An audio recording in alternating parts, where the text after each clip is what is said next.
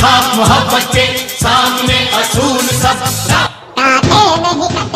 नहीं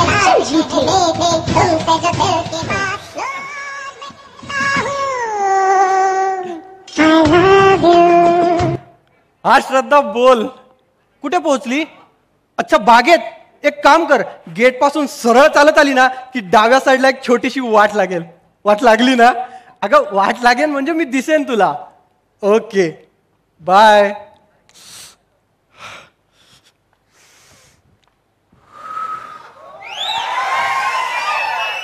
रोहन, हा अगं आलीस तू? तूच बोलवलंस ना? तसं नाही, म्हणजे तुला जागा शोधायला काही प्रॉब्लेम नाही आला ना? तशी जागा कोपऱ्यात आहे, कुणी डिस्टर्ब नाही करत. अरे झोपा झोपा. अगं तू उभी का? बस ना. इथे. सॉरी हा. बस ना. बर, कशासाठी बोलवलंयस तू? श्रद्धा, मी ना तुला बरेच दिवसापासून सांगण्याचा प्रयत्न करतोय. I love you. काय? अगे अशी बॉम्ब टाकल्याची बातमी सांगितल्यासारखी काय दचकतेस? नाही म्हणजे थोडं लाऊडली सांगितलं. कधी कुणाला प्रपोज नाही ना का केलं? तसे मला बरेच जण करतात प्रपोज, पण तुझ्याकडून अनएक्सपेक्टेड होतं. अनएक्सपेक्टेड म्हणजे तुझ्या माझ्याबद्दलच्या कल्पना तरी काय?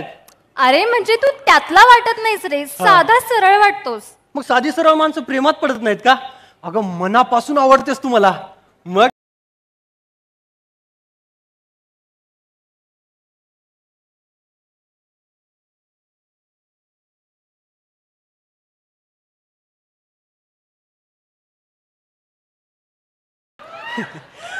मग काय उत्तर आहे तुझं?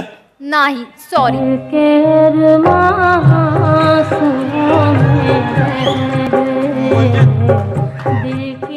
म्हणजे तुला मी.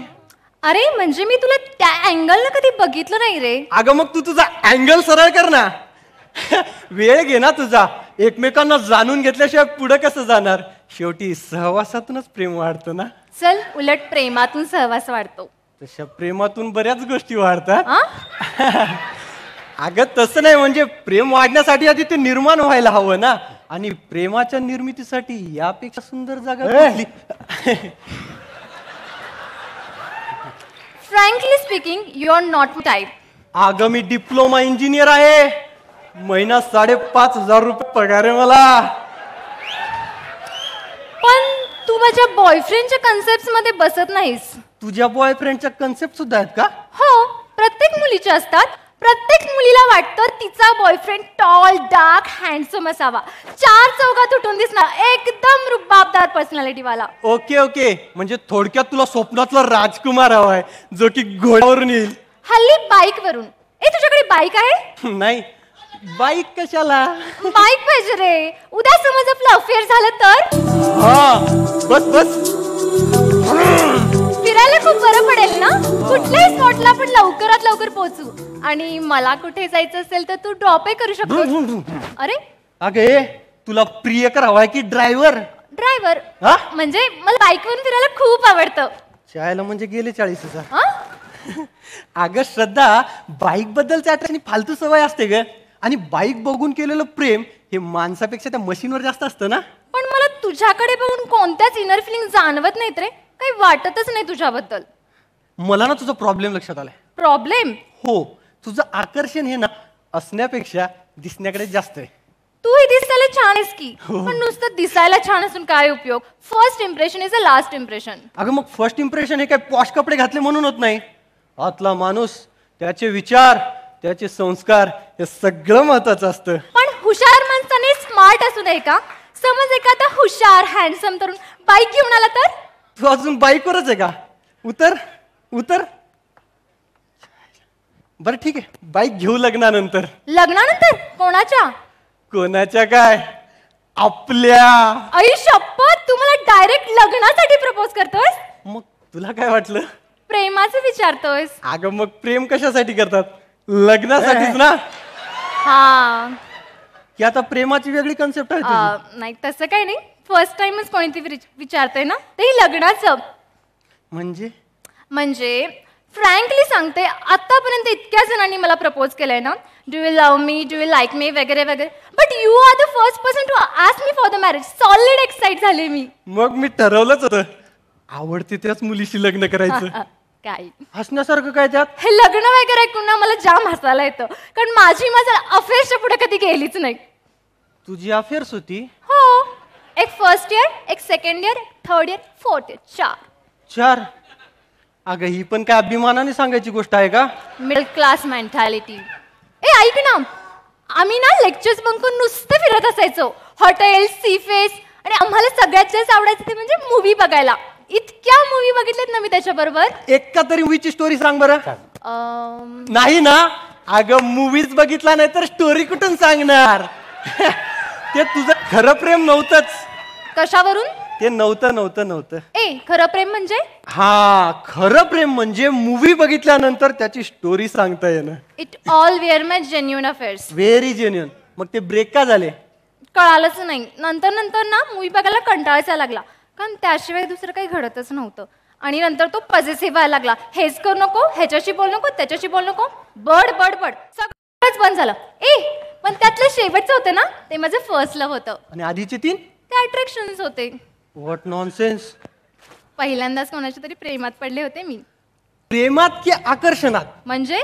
अगं श्रद्धा, प्रेम आणि अफेअर यामध्ये मल्लिका आणि मधुबाला एवढा अंतर आहे. मल्लिकाशी जे करावं वाटतं ना ते अफेअर, पण मधुबालाच्या अद्वितीय सौंदर्यासमोर नतमस्तक होण्याची भावना म्हणजे प्रेम. आई शपथ, प्रेम न करता सुद्धा तू इतका कॉन्फिडेंटली कसं काय बोलू शकतोस? थिअरी परफेक्ट आहे का? प्रॅक्टिकलची वाट बघतोय. काय झालं? तुला नाही कळणार, जाऊ दे. बरं, लग्नाबद्दलच्या काही कन्सेप्ट आहेत का तुझ्या? तसं काही नाही, पण काही फॅन्टसीज आहेत. एका पॉश सोसायटीमध्ये 3 BHK फ्लॅट, त्या फ्लॅटमध्ये मास्टर बेडरूम मध्ये मोठा झोपाळा आणि एक छोटासा डायमंड नेकलेस. अगं फॅन्टसीच्या दुनियेतून रियालिटी मध्ये ये ना श्रद्धा. अगं सुखापेक्षा दुःखामध्ये एकत्र असणं महत्वाचं नाही का? खरं तर तेव्हाच गरज असते एकमेकांची. माणसाने नेहमी मोठी स्वप्न पाहावीत, आणि त्या 3 BHK मध्ये दुःख येईलच कसं? फॅन्टसीत नाही नार ग, पण वास्तवामध्ये अगदी झोपडीपासून बंगल्यापर्यंत सगळीकडे दुःख असू शकतं ना. आणि सुखाच्या वेळी कोणी पण सोबत असतं, पण दुःख शेअर करायला मात्र खरं प्रेम लागतं ना. म्हणजे तुझ्याशी लग्न केल्यानंतर मला दुःखातच राहावं लागणार? अगं ये तसं नाही गई. तुला दुःख झालं म्हणजे मलाही दुःख होईलच ना. सुखातच ठेवीन मी तुला, तू फक्त लग्नाला हो म्हण ग. तू काय मुहूर्त काढून आलाय की काय? नाही, पण तू हो म्हणली ना की इथून थेट भटाकडे जाऊया. आलिया भट. हो, हे बघ श्रद्धा, 3 BHK फ्लॅट, कार हे सगळं ना माझ्या आवाक्याबाहेर आहे, पण तुझ्यासाठी, फक्त तुझ्यासाठी ते मिळवण्याचा मी प्रयत्न करेन. बरं, आणखी काही अपेक्षा आहेत का तुझ्या? मला स्वयंपाक वगैरे काही करायला येत नाही. झालं.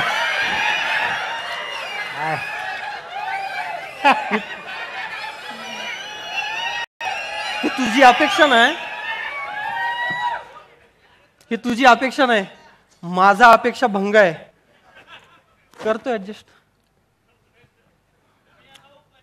मला जीन्स घालायला अलाव करशील ना? मी अलाव करेन ग, पण तू प्रिफर नाही केली तर आवडेल मला. का रे, मला जीन्स नाही शोभत? शोभते ना, पण जीन्सवर मंगळसूत्र नाही शोभणार ना. मला काय माहित नाही, मी जीन्स घालणार म्हणजे घालणार. ओके, निदान लग्नाच्या दिवशी तरी साडी नेसशील की नाही? एक मिनिट, आपण हे लग्न ठरल्यासारखे काय बोलतोय? ठरेल ना, डोंट वरी. नाही, मला काही लग्न करायचं नाही. अगं पण विचार करायला काय हरकत नाही, मला तुझ्याशी लग्न नाही करायचंय. अगं ऐक ना श्रद्धा, विचार ट्राय टू अंडरस्टँड. मला तुझ्याशी लग्न नाही करायचंय. माझं तुझ्या प्रेम नेमते होईल असं वाटतही नाही. नाहीच होणार, होऊच शकत नाही. प्रेमाबद्दलच्या भयंकर अंधश्रद्धा जोपासणाऱ्या एका होपलेस पिढीची प्रतिनिधी आहेस तू. एखाद्या फॅशन प्रमाणे अफेअर्स करणाऱ्या आणि प्रेमाला आउटडेटेड समजणाऱ्यांना खऱ्या प्रेमाचा अर्थ काय कळणार ग? बाह्य गोष्टींचं आकर्षण वाटून प्रेम करावं, नक्कीच करावं, पण ते मनापर्यंत पोहोचेल आणि समोरच्याच्या मनापर्यंत पोहोचवण्याची ताकद असेल ना तरच.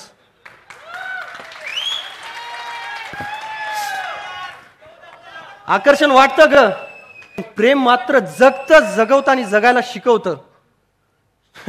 इट्स ओके, तुझी बाईक आणि 3 BHK मेंटॅलिटी जोपासणं थोडं अवघडच होतंय मला. शेवटी मी तुला कन्व्हिन्स करायला अपेक्षित ठरलोच. एक काम कर, तू जात निघून. ओ काका, लगाव गाना लगाव.